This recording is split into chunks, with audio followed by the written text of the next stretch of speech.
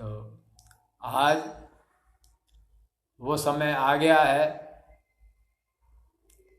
कि अगर हम वास्तव में मानव का कल्याण चाहते हैं, मानवता का उत्थान चाहते हैं, तो हमें ज्ञान और विज्ञान दोनों में से कुछ दूषित विषयों को, मनोवृत्तियों को हटाना होगा। जिस प्रकार विज्ञान में आज अनावश्यक रूप से सृष्टि और मानवता के समूल नाश की शक्तियां, हथियार, गोला बारूद बनाए जा रहे हैं, जिनका परिणाम सृष्टि और मानवता के समूल विध्वंस के अलावा और कुछ भी नहीं है। तो हमें विज्ञान को इस दिशा में जाते हुए रोकना होगा और ज्ञान में जो हम आपस में पुरातन पुस्तकों को लेकर उनमें लिखी हुई भिन्न भिन्न धारणाओं को लेकर, बातों को लेकर वाद विवाद करते हैं और वो वाद विवाद कट्टरता की पराकाष्ठा तक पहुंच जाते हैं। धार्मिक कट्टरता के कारण हम सत्य से बहुत दूर हो जाते हैं और जानते हुए भी बहुत सारी सत्य बातों को स्वीकार नहीं कर पाते। इसलिए अगर हमें वास्तव में मानवता को सच्चा ज्ञान देना है, तर्क और विज्ञान दोनों की कसौटी पर कसा हुआ विज्ञान ज्ञान देना है, तो हमें व्यर्थ के वाद विवाद से दूर होकर एक स्पष्ट और शुद्ध भाव से धार्मिक ज्ञान का प्रतिपादन करना होगा। इस शुद्धतम भाव में, शुद्धतम ज्ञान में हमारे विचार से योग का स्थान सर्वोच्च है। वो योग जो हमें भगवान से जोड़ता है, आत्मा को परमात्मा से जोड़ता है, उसी को हम योग कहते हैं।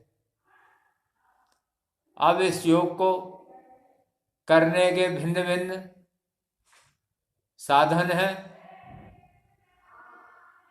जो हमें धर्म ग्रंथों में बड़े बड़े ऋषि मुनि योगियों ने बताए हैं। इनमें से एक है भक्ति मार्ग। भक्ति मार्ग में हम अपने इष्ट की साकार निराकार जो भी हमारी धारणा भावना के अनुसार है, उसकी हम भक्ति करते हैं। और हम भक्ति में इतना खो जाते हैं कि हम अपने स्वरूप को भूल जाते हैं। मैं कौन हूँ इसे भी भूल जाते हैं, कहाँ बैठा हूँ उसे भी भूल जाते हैं, और अपने आराध्य में, अपने इष्ट में, देवी देवता या भगवान में, गुरु में लीन हो जाते हैं। इस मार्ग पर चलने वाले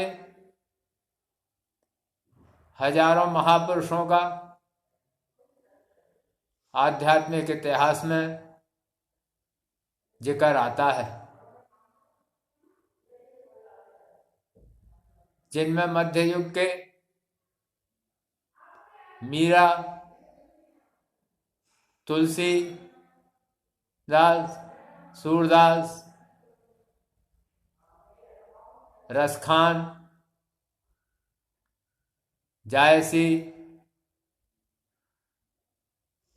नरसिंह भगत आदि बहुत सारे नाम हैं।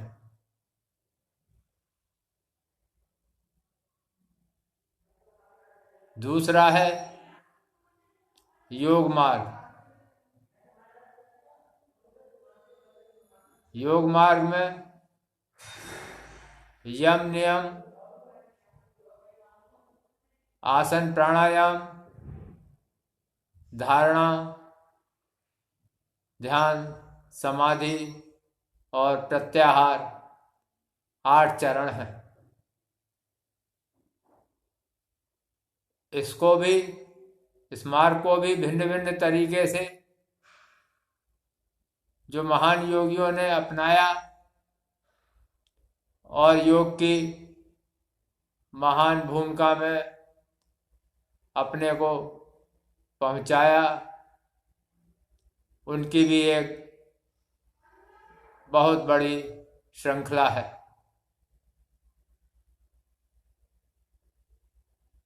इनमें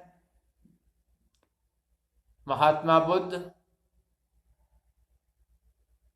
महावीर स्वामी, आदि शंकराचार्य,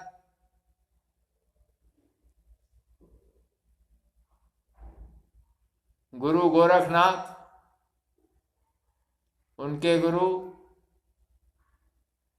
मत्स्येंद्रनाथ, गुरु नानक, कबीर,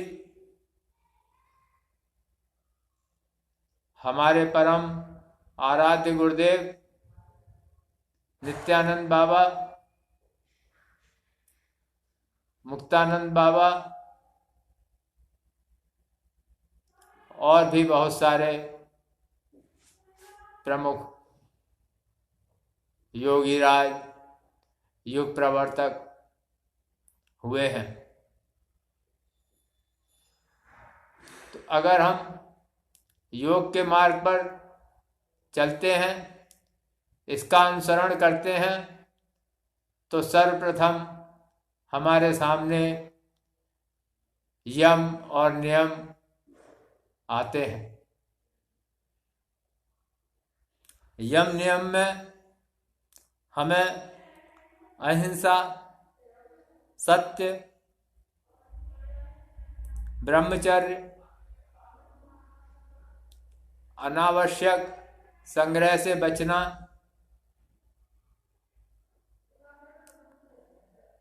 आदि क्रियाएं या आधारभूत बातें बताई जाती हैं। नित्य कर्म, शौच आदि, समय से सोना, समय से जगना, पर्याप्त मात्रा में सोना और पर्याप्त मात्रा में साधना करना, कर्म करना, ये सब यम नियम के ही अंग हैं। इसके बाद आसन प्राणायाम आता है। आसन प्राणायाम के बारे में अब लगभग पूरा विश्व जान चुका है और इनकी उपयोगिता को स्वीकार करता है। सारे विश्व में वर्तमान काल में आसन प्राणायाम की एक क्रांति सी आई हुई है। सभी को पता है कि इनके द्वारा हमें शारीरिक लाभ होते हैं। वो अकल्पनीय लाभ हमें इन आसन प्राणायाम से मिलते हैं जो शायद आज का विज्ञान भी या चिकित्सा विज्ञान हमें नहीं दे पाता। इसके बाद है प्रत्याहार। प्रत्याहार में आता है शब्द, स्पर्श, रस, रूप और गंध। यानी हम ऐसे शब्द बोलें, नियंत्रित शब्द बोलें जिससे किसी को हानि ना हो, किसी का नुकसान ना हो, किसी का मान मर्दन ना हो। सबको आदर पूर्वक, सम्मान पूर्वक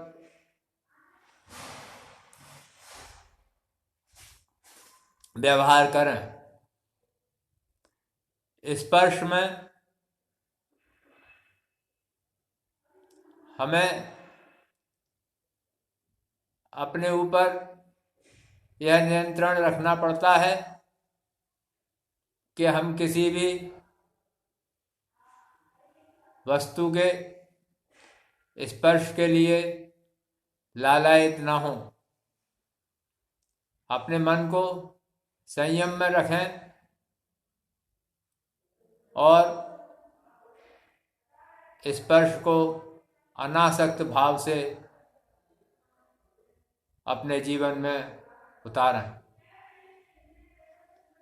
इसी प्रकार रस, रूप और गंध का विषय है।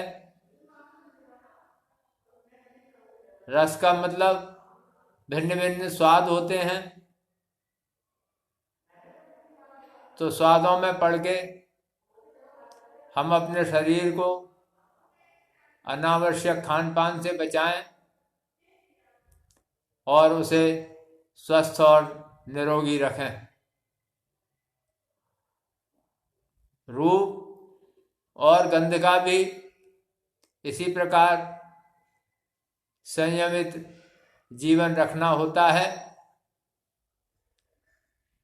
किसी के रूप को देखकर अनावश्यक आकर्षित ना हो, अनासक्त भाव से उसकी सुंदरता को देखें। प्रकृति की सुंदरता, मनुष्य की सुंदरता और गंध में भी यही सारी बातें आती हैं कि हम गंध के जो अनुभव हैं, इत्र आदि के अनुभव होते हैं, किसी में भी हम आसक्त ना हों। अपने मन को निरासक्त रखें। सब कुछ देखते हुए भी सब कुछ न देखा हुआ जैसे हम अपने आचरण को रखें।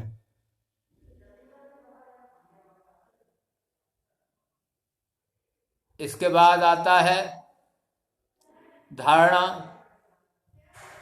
धारणा का अर्थ है कि हम अपने मन में सात्विक, ईश्वरीय भाव और विचारों को धारण करें, उनको भगवान में लगाएं और भगवान में समर्पित होने के लिए अपने मन बुद्धि को तैयार करें। इसके बाद ध्यान का विषय आता है। ध्यान के विषय में भी सभी जानते हैं कि हमें अपनी आंख बंद करके अपने अंदर, अपने आज्ञा चक्र में या अनाहत चक्र में या सहस्त्रार में या मूलाधार चक्र में, किसी भी चक्र में हम अपने अंतर मन का ध्यान केंद्रित कर सकते हैं।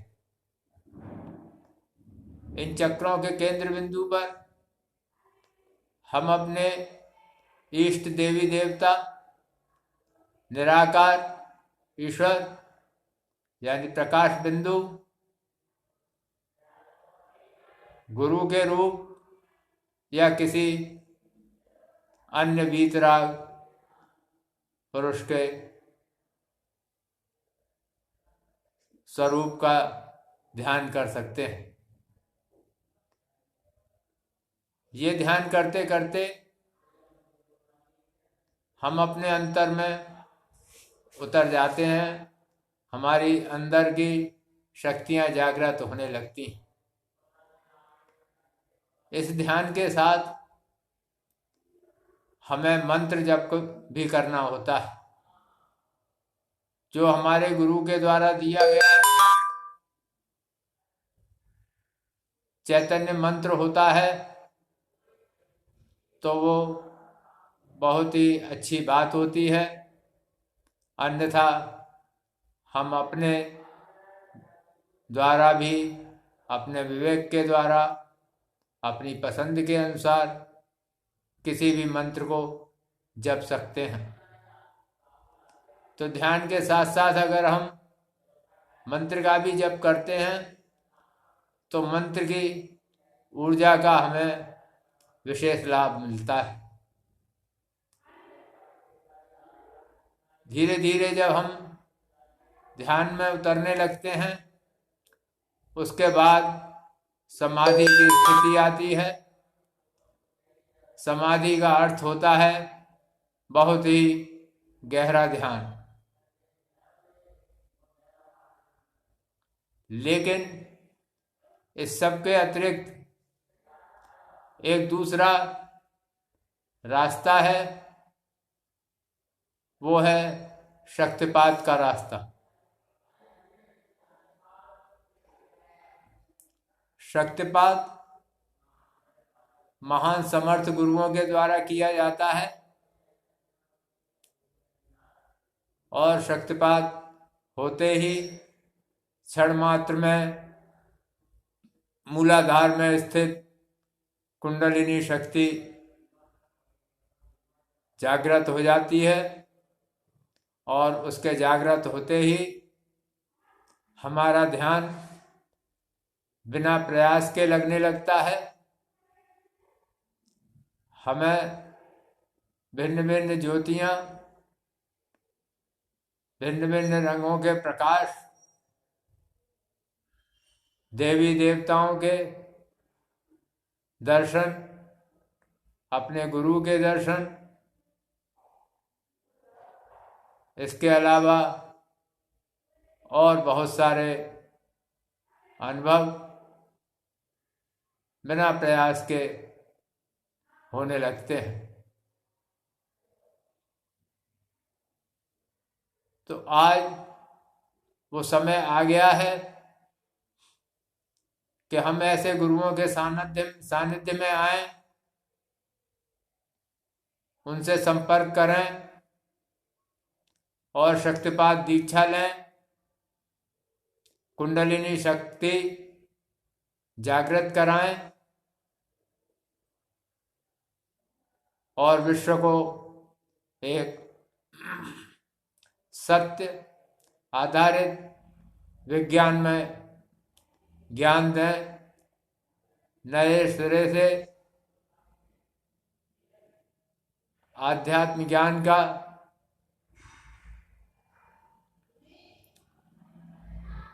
जो सत्य स्वरूप है उसे विश्व के सामने प्रस्तुत करें। इसमें कोई दो राय नहीं है, यह हमारे अपने अनुभव का विषय है। हमने सद्गुरु नित्यानंद बाबा और सद्गुरु मुक्तानंद बाबा के कृपा प्रसाद से दिव्य शक्तिपात का अनुभव किया है और लंबे समय तक उनकी कृपा से अंतर साधना की है और अपने महान गुरुओं के कृपा प्रसाद से ही आज हम बहुत से लोगों की शक्तिपात के द्वारा कुंडलिनी शक्ति जागृत करने में समर्थ हुए हैं। ये कुंडलिनी शक्ति हमने टेलीफोन के माध्यम से, वीडियो कॉल के माध्यम से और जूम क्लास के माध्यम से, ऑनलाइन जूम क्लास के माध्यम से साधकों की जागृत की है, उनको शक्तिपात किया है और आज भी कर रहे हैं।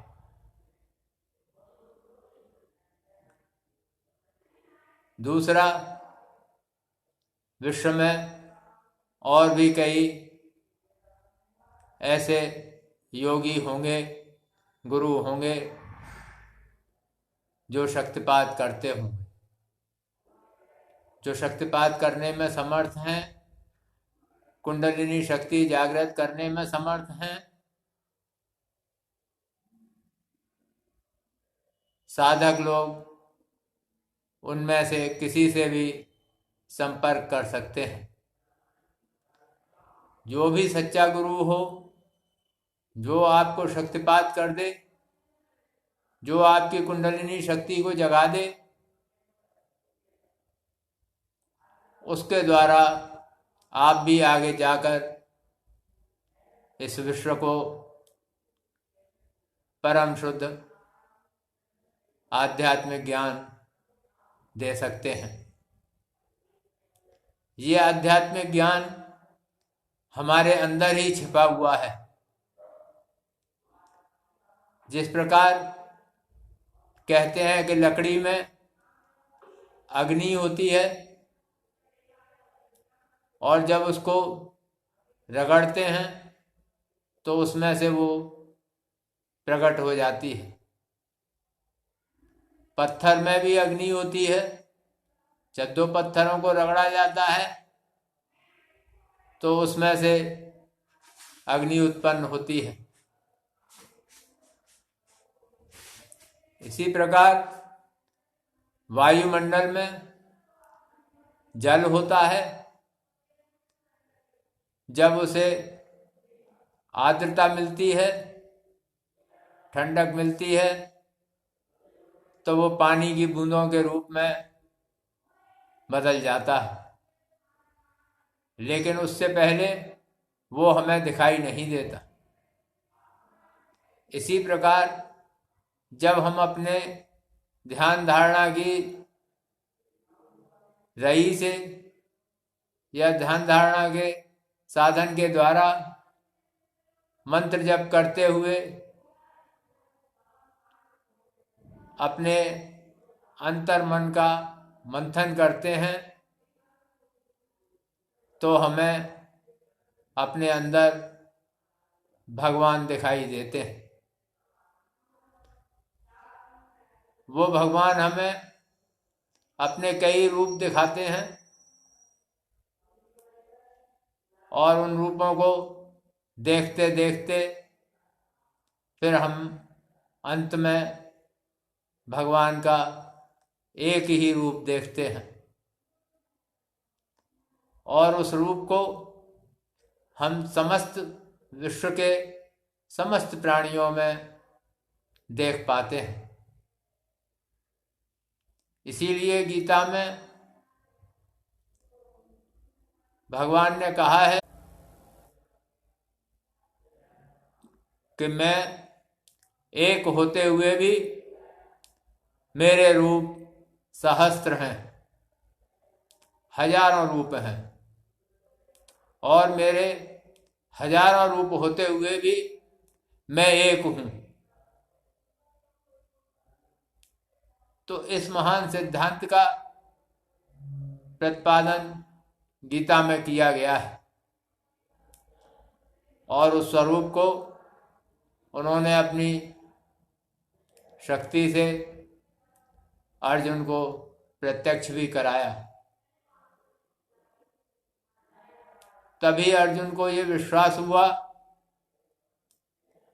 कि जो कृष्ण कह रहे हैं वही सत्य है और जो मैं कह रहा हूं वह सत्य नहीं है। क्योंकि जब उनको कृष्ण में भगवान का रूप दिखाई दिया, सहस्त्र रूपी नारायण दिखाई दिए, तब अर्जुन उस ज्ञान को मानने के लिए बाध्य हो गए, मजबूर हो गए और उन्होंने अपना धनुष बाण उठा लिया। तो इस प्रकार अगर हम सभी वाद विवादों से दूर रहते हुए अपने अंदर की पुस्तक को खोलेंगे, ध्यान धारणा के द्वारा अपने अंदर जो शाश्वत सत्य है उसको पहचानेंगे, उसका अनुसंधान करेंगे, तो हम वहाँ पाएंगे कि वहाँ वही शाश्वत सत्य है जो अनादिकाल से चला आ रहा है और अनंत काल तक चलता रहेगा। इस अंदर की पुस्तक में कोई भी कुछ जोड़ नहीं सकता, कुछ घटा नहीं सकता।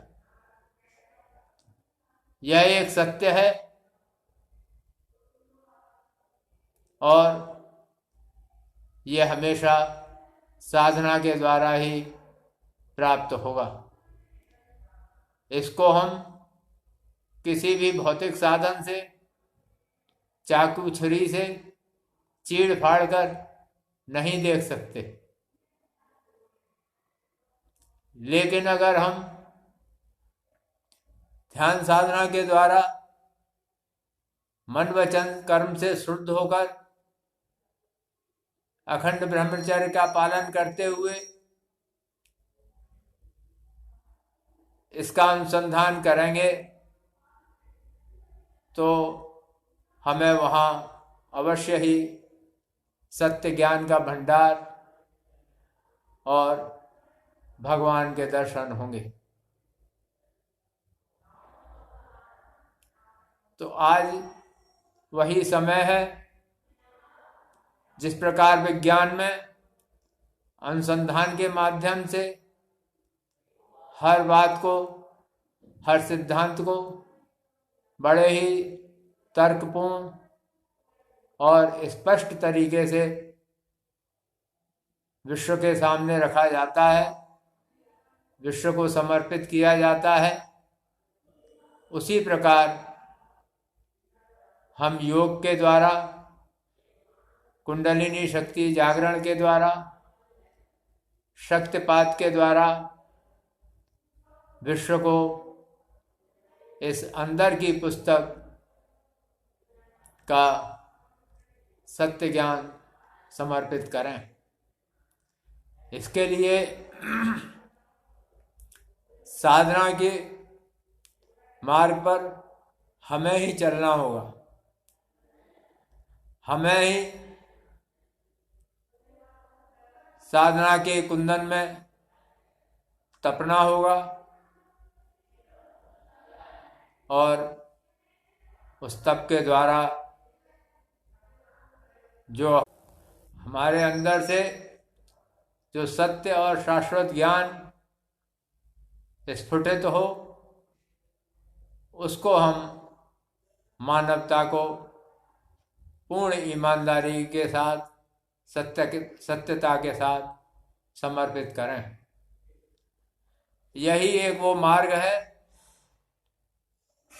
जो हमें धार्मिक विवादों से दूर कर सकता है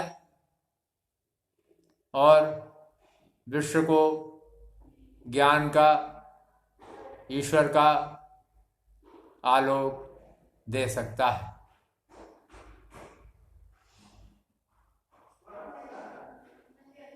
तो हम सब